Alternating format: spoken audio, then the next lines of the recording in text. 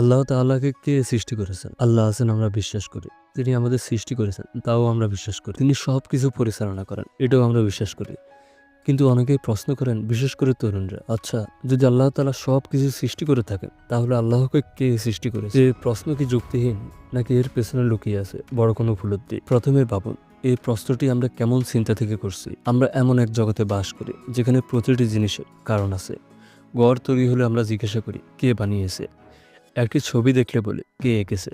আমরা কারো মাধ্যমে সৃষ্টি, তাই সৃষ্টিকৃত জীব সৃষ্টি নিয়ে প্রশ্ন করবে, এটাই স্বাভাবিক। আর স্বাভাবিকভাবে আমরা ভাবি, আল্লাহ নিশ্চয়ই কারো দ্বারা সৃষ্টি। কিন্তু বন্ধুরা, সব প্রশ্নই কি সঠিক?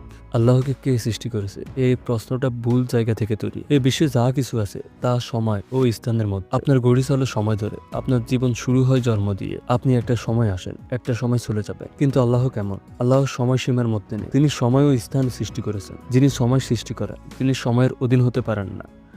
যদি আল্লাহকে কেউ সৃষ্টি করে, তাহলে সেই সৃষ্টিকর্তারও একজন সৃষ্টিকর্তা হবে।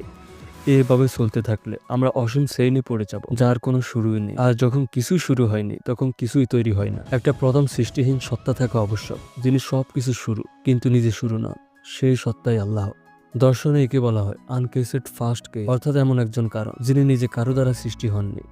যেমন উদাহরণ দেওয়া যায়, ধরুন একটা ডোমিনো লাইন। প্রতিটা ডোমিনো লাইন একটার উপর একটা পড়ে, কিন্তু প্রথম ডোমিনো লাইন যদি কেউ ঠেলে না দেয়, তাহলে বাকিগুলো কিভাবে পড়বে? তেমনি পৃথিবী, জীবন, সৃষ্টির সবকিছুর জন্য একজনকে দরকার। আল্লাহ সেই প্রথম একজন, যিনি অন্য কিছু দ্বারা সৃষ্টি হননি, বরং সবকিছু সৃষ্টি তার ইচ্ছায় হয়েছে। আল্লাহ নিজেই কোরআনে এই প্রশ্নের উত্তর দিয়েছেন। সূরা ইখলাসে বলেন, কুল হুয়াল্লাহু আহাদ, আল্লাহুস সামাদ, লাম ইয়ালিদ ওয়া লাম ইউলাদ ওয়া লাম ইয়াকুল লাহু কুফুয়ান আহাদ।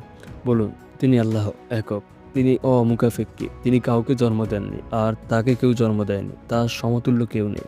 সার আয়াতে বলে দেয়, আল্লাহর কোনো শুরু নেই, শেষ নেই, কোনো সমকক্ষ নেই।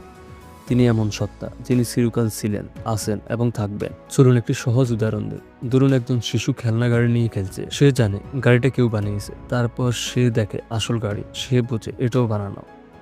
শেষে সে ভাবে, তাহলে সবচেয়ে বড় গাড়িটা কে বানানো? কিন্তু কেউ যদি প্রশ্ন করে, গাড়ি কি নিজে নিজে তৈরি? তাহলে তাকে বোঝাতে হবে, না ভাই, গাড়ি কারখানায় বানানো হয়, আর কারখানায় মানুষ বানায়, আর মানুষকে বানিয়েছে আল্লাহ। এখানে গিয়ে থামতে হবে, কারণ আল্লাহকে যদি কেউ বানিয়ে থাকে, তাহলে তিনি আল্লাহ নন। আল্লাহর সংজ্ঞাই হলো এমন, তিনি অসীম, চিরন্তন, অনাদি, অনন্ত। তাকে কেউ বানায় না, তিনি সবকিছু তৈরি করেন। যদি তাকে কেউ বানাতো, তাহলে তিনি আল্লাহ নন। যিনি সময় সৃষ্টি করেন, যিনি স্থান সৃষ্টি করেন, তিনি সময় স্থান দ্বারা সীমাবদ্ধ হতে পারে না। আল্লাহকে সৃষ্টি করার প্রশ্নটা আমাদের মানবিক ভুল।